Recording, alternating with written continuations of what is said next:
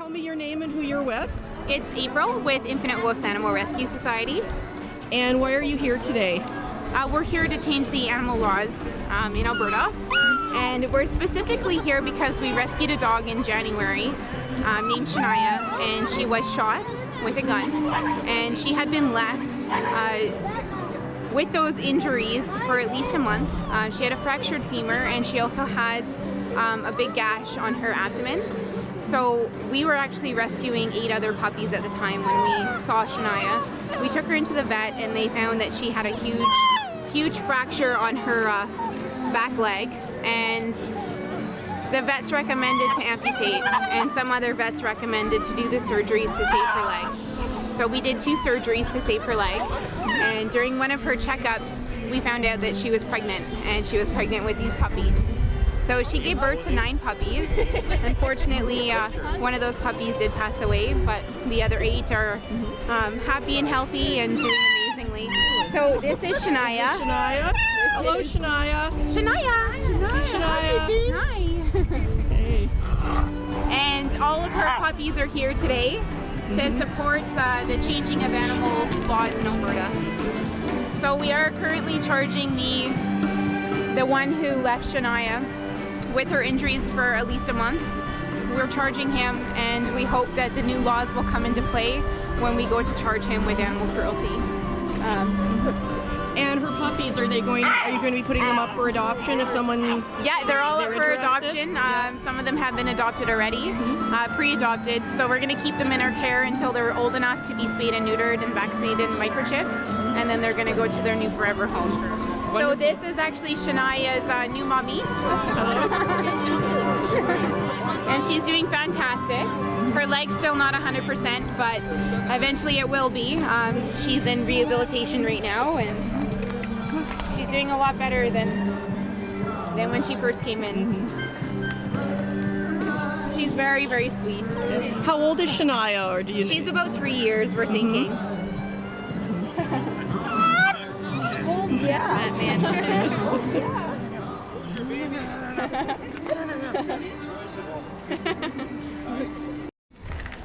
And they have not changed the wording of the legislation to make it easily enforceable and obtain convictions. Case in point is Bill S-203 on April 17th, 2008. It increased the penalties, but without changes to the wording of the legislation, it made it still nearly impossible to get a conviction. The new bill, C-232, to amend the criminal code, provides for a maximum of 5 years in prison if the indictment of cruelty is treated as an indictable offense.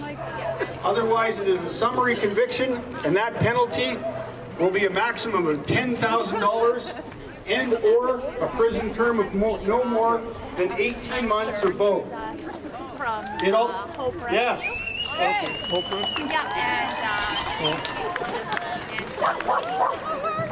It also changes some of the wording, so the intent to be proven guilty may no longer be necessary.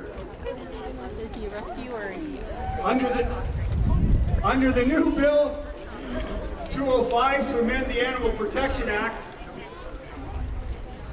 the maximum fine is $25,000 or imprisonment for a term not exceeding 6 months, or both for a first offense. For a second offense, a $35,000 fine or imprisonment for a term not exceeding 6 months, or again, both. For a third or subsequent offense, a $50,000 fine or imprisonment for 6 months, or both.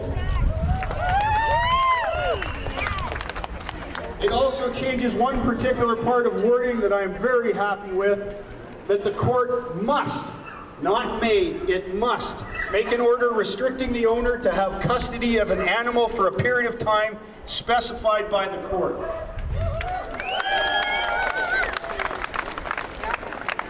I personally support both of these initiatives. Unfortunately, I feel that a complete rewrite of both of these pieces of legislation is necessary. Based on my experience, Overall, the animal cruelty section of the Criminal Code remains almost the same as when it was first written in 1892. There needs to be a piece of legislation that accurately reflects our society's current views and morality when it comes to animal cruelty, not something from 120 years ago.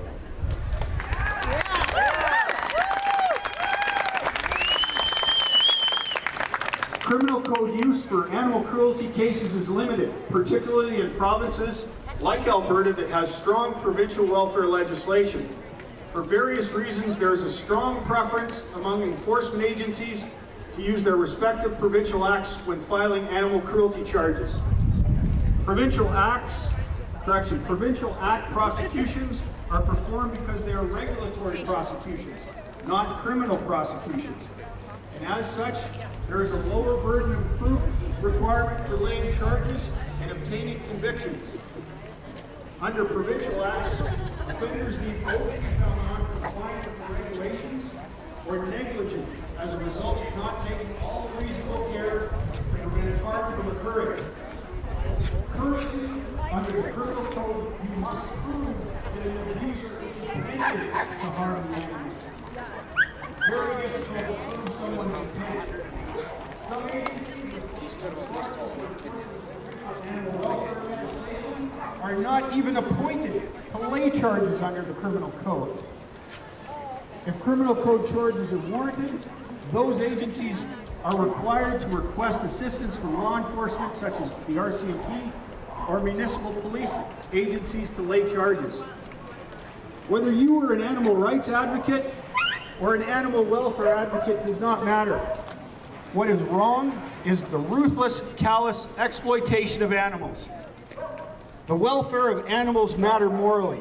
We must be compassionate. We must avoid all unnecessary pain and suffering.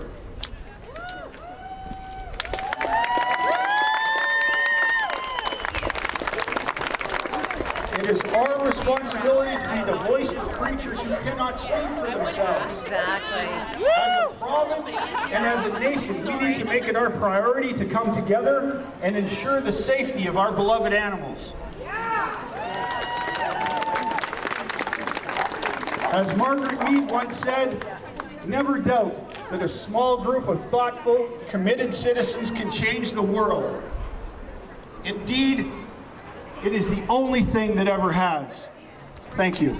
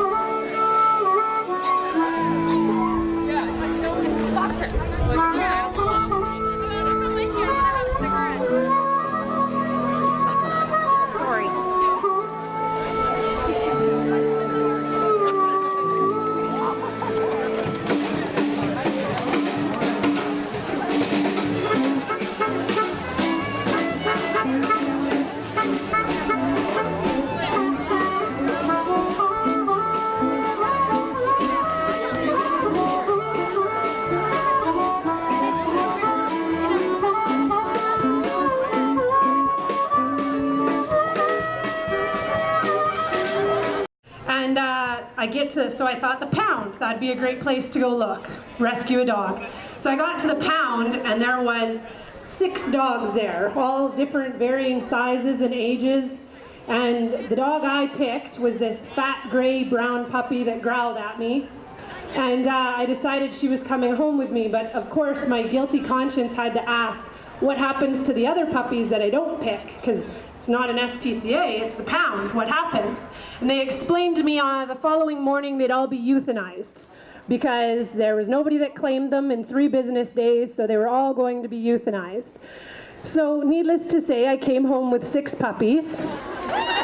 Probably why I'm divorced, but I came home with 6 puppies and immediately started networking to try and find where I could take these little youngsters that I didn't need.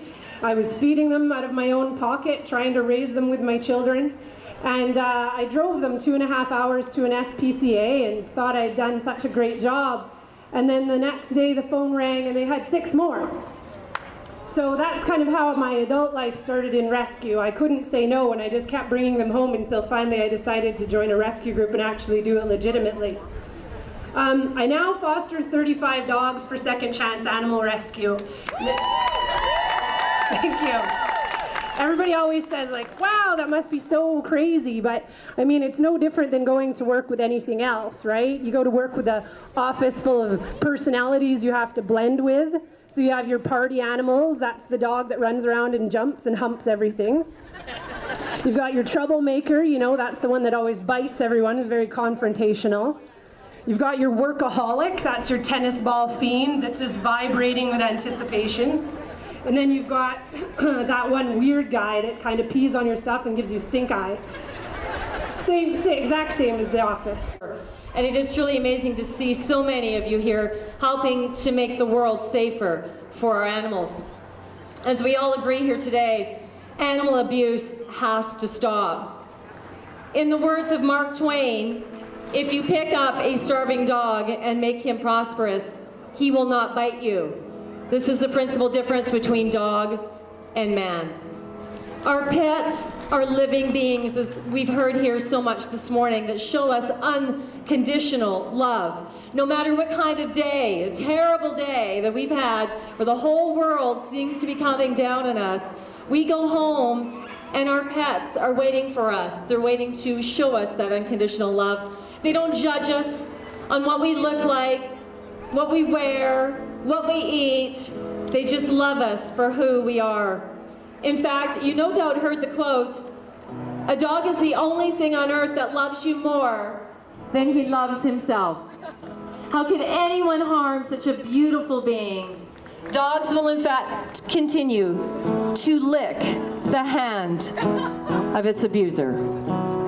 Today we are here to bring change, to do our part to help all those abused animals, especially the ones that have lost their lives to, and forgive me because I know no better word to call them, than monsters that have found some kind of insane joy from hurting a defenseless animal. And today, just by being here, you help change the lives of the animals of the future, the ones who will not be sacrificed. In the words of my favorite singer-songwriter, Sir Paul McCartney, you can judge a man's true character by the way he treats his fellow animals. And you are all my friends and all Charlie's friends for being here today and loving your animals, because I know that you treat your friends just as well. I should say you probably treat your animals better than your friends, and that's okay. They all run and they play together, but the day comes when one suddenly stops and looks into the distance. His bright eyes are intent. His eager body quivers. Suddenly, he begins to run from the group, flying over the green grass, his legs carrying him faster and faster. You have been spotted. And when you and your special friend finally meet, you cling together in a joyous reunion, never to be parted again. The happy kisses rain upon your face, your hands again caress the beloved head, and you look once more into those trusting eyes of your pet, so long gone from your life now, but never absent from your heart. And together, you then cross the rainbow bridge. Amen.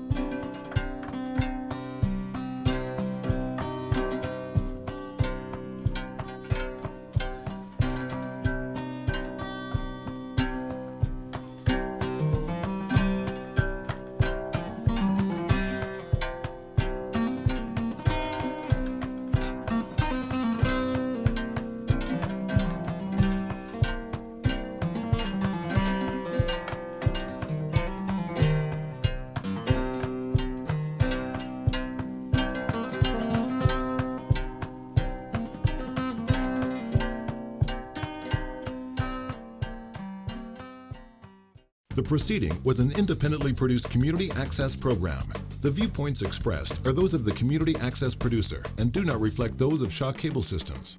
The program is presented in response to CRTC policy guidelines regulating community programming.